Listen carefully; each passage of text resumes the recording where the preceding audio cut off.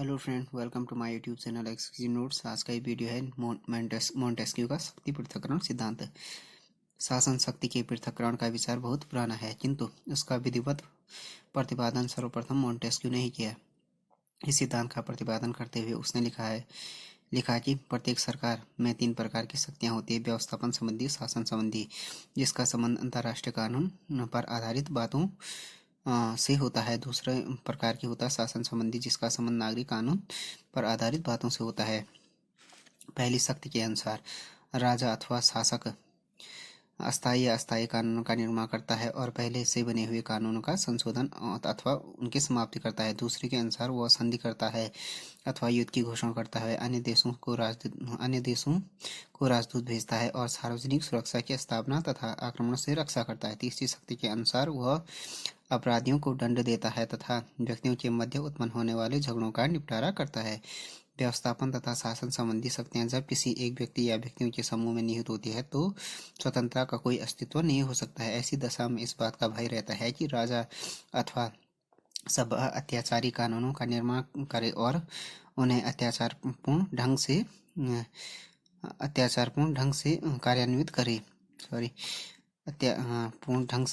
करे। इस प्रकार यदि न्याय संबंधी शक्ति को व्यवस्थापन अथवा शासन संबंधी शक्तियों से पृथक नहीं किया जाता है तो भी स्वतंत्रता संभव नहीं होती है। यदि यह न्याय शक्ति व्यवस्थापन शक्ति के साथ जोड़ दी जाए तो प्रजा के जीवन और उसकी स्वतंत्रता को स्वेच्छाकारी नियंत्रण का शिकार बनना पड़ेगा, क्योंकि उस दिशा में न्यायकर्ता ही व्यवस्थापक भी होगा। यदि इसे न्याय शक्ति को शासन शक्ति के साथ जोड़ दिया जाए तो न्यायकर्ता का व्यवहार हिंसक और अत्याचारी हो जाएगा। यदि वही व्यक्ति या सभा, चाहे वह कुलीन वर्ग की हो या जनता की, इन 3 शक्तियों अर्थात विधि निर्माण, उन्हें कार्यान्वित करने तथा व्यक्तियों के विवादों का निर्णय करने के काम में लाने लगे तो स्वतंत्रता क्या होगी, बिल्कुल नष्ट हो जाएगी। इस प्रकार मोंटेस्क्यू का आशय है कि शासन की शक्तियों के एक ही स्थान पर एकत्रित होने के कारण व्यक्ति की स्वतंत्रता क्या होगी, खतरे में पड़ जाती है। अतः व्यक्ति की स्वतंत्रता की सुरक्षा के लिए व्यवस्थापन, शासन या न्याय संबंधी सभी शक्तियों का पूर्णतः पृथक्करण होना चाहिए और किसी विभाग से संबंधित अधिकारियों को यह अधिकार प्राप्त नहीं होना चाहिए कि ये अन्य विभागों की शक्तियों का अतिक्रमण कर सके या उन्हें हस्तक्षेप कर सके। मोंटेस्क्यू द्वारा शक्ति के पृथक्करण के इस सिद्धांत का निर्माण का मुख्य उद्देश्य ये था कि शासन की प्रत्येक शक्ति मर्यादित रहे। यदि कोई विभाग अपनी कानूनी सीमाओं का अतिक्रमण करता है तो दूसरे विभाग का कर्तव्य है कि वे उसे ऐसा न करने दे। अतः वह चाहता था कि शासन में एक शक्ति दूसरी शक्ति को नियंत्रित करे। यह तभी संभव है जबकि शासन की शक्तियों में पृथक्करण हो। ऐसी व्यवस्था होने पर इन नागरिकों को वास्तविक स्वतंत्रता प्राप्त हो सकती है और वे कानून की सीमा में रहते हुए उसका उपभोग करने में समर्थ हो सकते हैं। जो ये शासन संबंधी जो शक्ति का पृथक्करण सिद्धांत है, ये क्या है, बहुत पुराना है, किंतु उसको विधिवत प्रतिपादन किसने किया था, मोंटेस्क्यू ने किया था। इस सिद्धांत का प्रतिपादन करते हुए मोंटेस्क्यू ने लिखा है कि प्रत्येक सरकार की 3 शक्तियां होगी: व्यवस्थापन संबंधी शक्तियां, शासन संबंधी शक्ति जिसका संबंध अंतर्राष्ट्रीय कानून पर आधारित बातों से होता है, दूसरे प्रकार की शासन संबंधी जिसका संबंध नागरिक कानून पर आधारित बातों से होता है। पहली शक्ति के अनुसार क्या होता है, जो पहली शक्ति मतलब व्यवस्थापन संबंधी पहली शक्ति जो होगी व्यवस्थापन संबंधी शक्ति के अनुसार क्या, राजा अथवा शासक अस्थायी कानूनों का निर्माण करता है और पहले से बने हुए कानूनों का क्या संशोधन और उसकी समाप्ति करता है। दूसरे के अनुसार वह संधि करता है, मतलब कार्यपालिका संबंधी, अथवा युद्ध की घोषणा करता है, अन्य देशों के को राजदूत भेजता है और सार्वजनिक सुरक्षा की स्थापना और आक्रमणों से रक्षा करता है।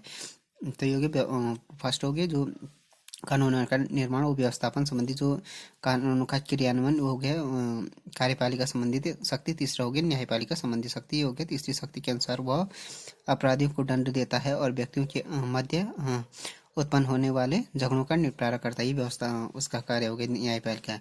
व्यवस्थापन तथा शासन संबंधी शक्तियां जब किसी एक व्यक्ति या व्यक्तियों के समूह में निहित होती है तो स्वतंत्रता का कोई अस्तित्व नहीं हो सकता है। तब व्यवस्थापन मतलब कानून बनाना और कानून का जो लागू करने की शक्तियां जब किसी व्यक्ति या व्यक्तियों के समूह में निहित होती है तो क्या होता है, स्वतंत्रता का कोई अस्तित्व नहीं हो सकता है। ऐसी दशा में इस बात का भय रहता है कि राजा अथवा सभा अत्याचारी कानूनों का निर्माण करे। ऐसी दशा में क्या होता है कि इस बात का भय रहता है कि राजा अथवा जो सभायक ऐसे कानूनों का निर्माण करे जिससे क्या हो गया,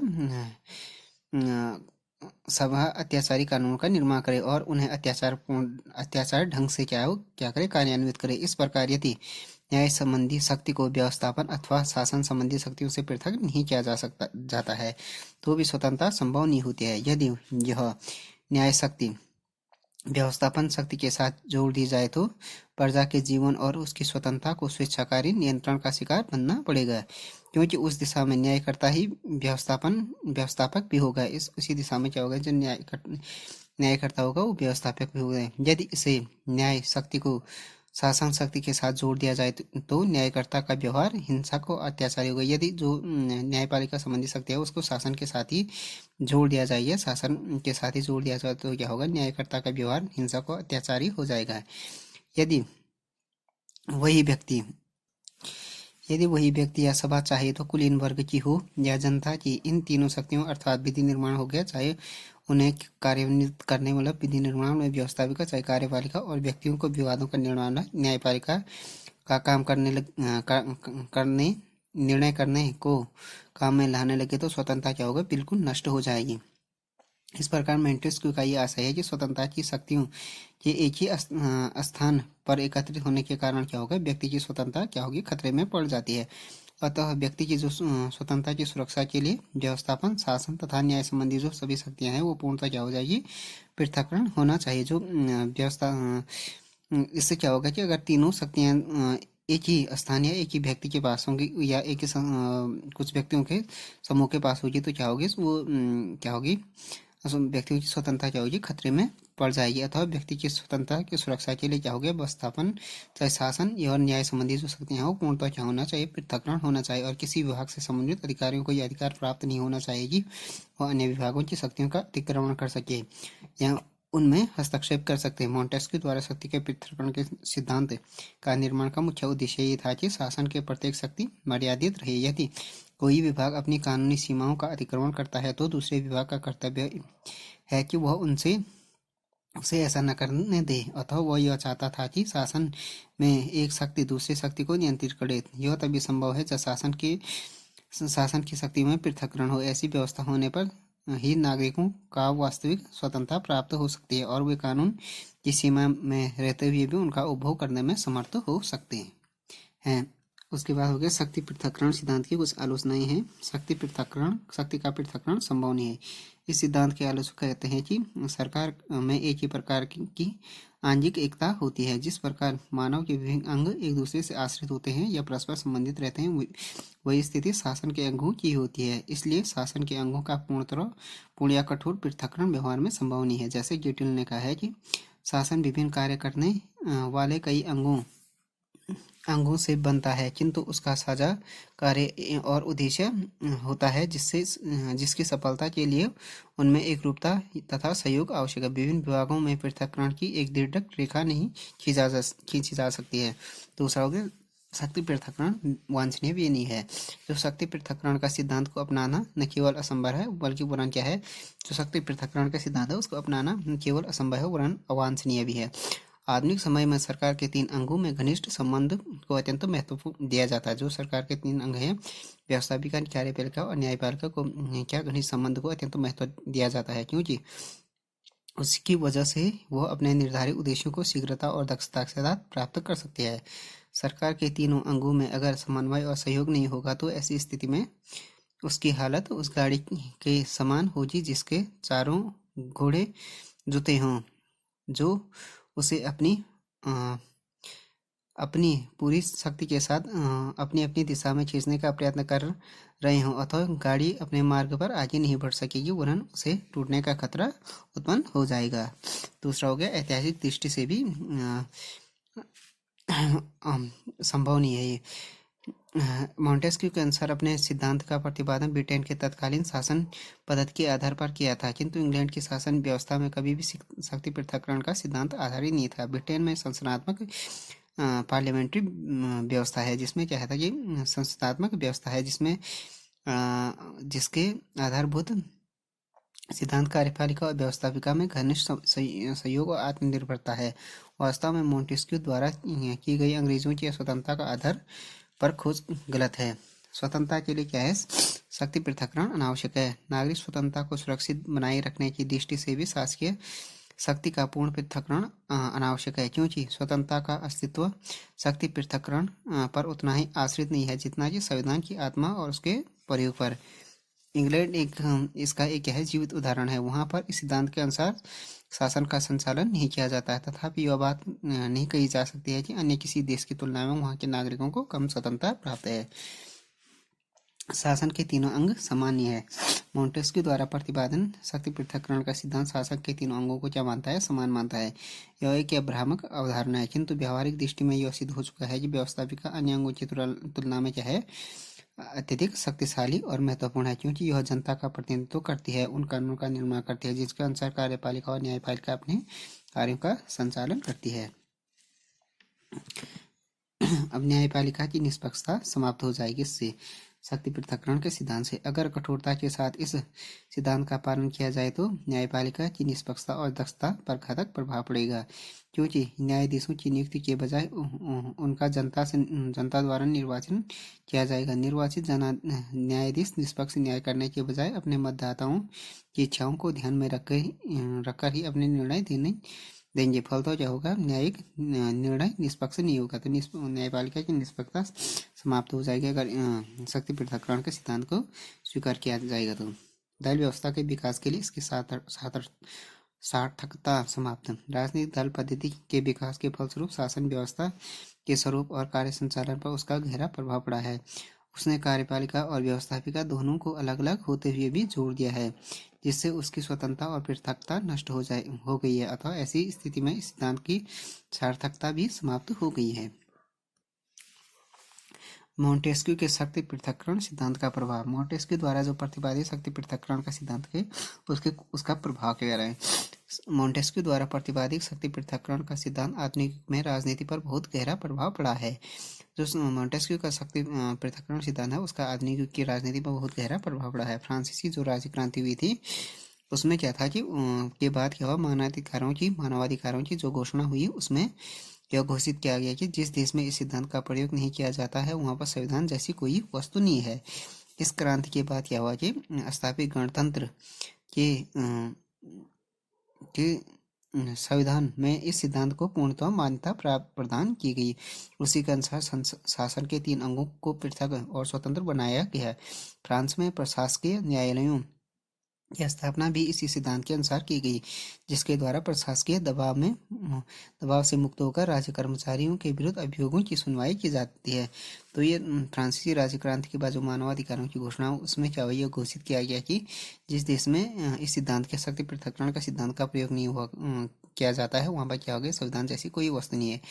इस क्रांति के बाद क्या हो गया, स्थापित गणतंत्र के संविधान में इस सिद्धांत को पूर्णतः मान्यता प्रदान की गई। उसी के अनुसार शासन के 3 अंगों को पृथक्करण और स्वतंत्र बनाया गया। फ्रांस में जो प्रशासकीय न्यायालय हैं, न्यायालयों की स्थापना भी इसी सिद्धांत के अनुसार की गई, जिसके द्वारा क्या था, क्या प्रशासकीय दबाव से मुक्त होकर राज्य कर्मचारियों के विरुद्ध अभियोगों की सुनवाई की जाती है।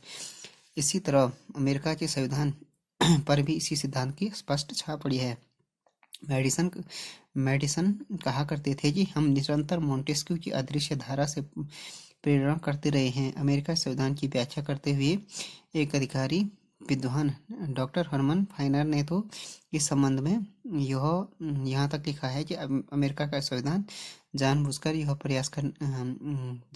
एवं प्रयास करके शक्तियों के विभाजन पर एक विस्तृत निबंध के रूप में बनाया गया है। यह शासन इस सिद्धांत पर चलने वाला विश्व का सर्वाधिक प्रसिद्ध शासन है, प्रसिद्ध राज्य शासन है। इसका कोई महत्व है जो शक्ति पृथक्करण सिद्धांत है, इसका महत्व इस सिद्धांत की आलोचना और विश्व राजनीति पर इसके द्वारा डाले गए प्रभाव का अध्ययन करने के पश्चात निष्कर्ष पर पहुंचा जा सकता है कि यह सिद्धांत उस रूप में स्वीकार नहीं किया जाता है जिस रूप में इसका प्रतिपादन मोंटेस्क्यू द्वारा किया गया, लेकिन इसका अर्थ यह नहीं है कि यह सिद्धांत पूर्णतः अव्यावहारिक और महत्वहीन है, क्योंकि मेडिसन इस बात को अब तक सर्वमान्य तथ्य के रूप में स्वीकार कर लिया गया है कि एक ही हाथ समस्त शक्तियों की एकत्रीकरण आततायी यंत्र की ही परिभाषा है। नागरिकों की शासकीय अत्याचारों से रक्षा और उसकी स्वतंत्रता के बचाव के लिए यह सिद्धांत क्या है, उपयुक्त व्यवस्था का प्रतीक है। और इस सिद्धांत का अनुसरण करके प्रशासकीय दक्षता को बढ़ाया भी जा सकता है और न्यायपालिका की निष्पक्षता को सुदृढ़ किया जा सकता है।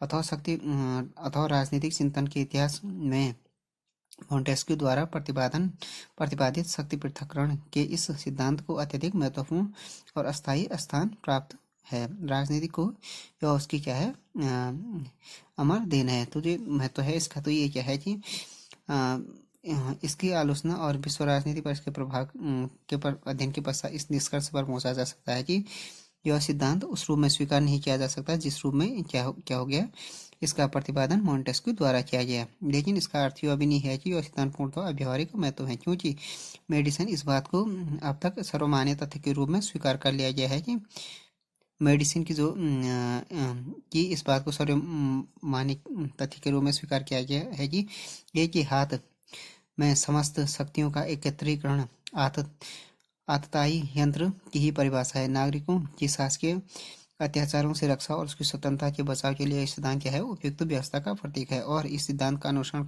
करके प्रशासकीय दक्षता को बढ़ाया भी जा सकता है। न्यायपालिका की निष्पक्षता को क्या करता है, सुदृढ़ करता है। और राजनीतिक चिंतन के इतिहास में क्या है, मॉन्टेस्क्यू द्वारा जो शक्ति पृथक्करण का सिद्धांत है ये बहुत महत्वपूर्ण है और अस्थायी भी है। राजनीतिक शास्त्र को यह क्या हो, उसकी अमर दिन है। तो ये वीडियो हो गया मॉन्टेस्क्यू के शक्ति पृथक्करण के सिद्धांत, उसकी आलोचना, उसके जो प्रभाव और महत्व के बारे में ये video. Thanks for watching this video. If you like this video please subscribe my channel and like, share and comment on this video.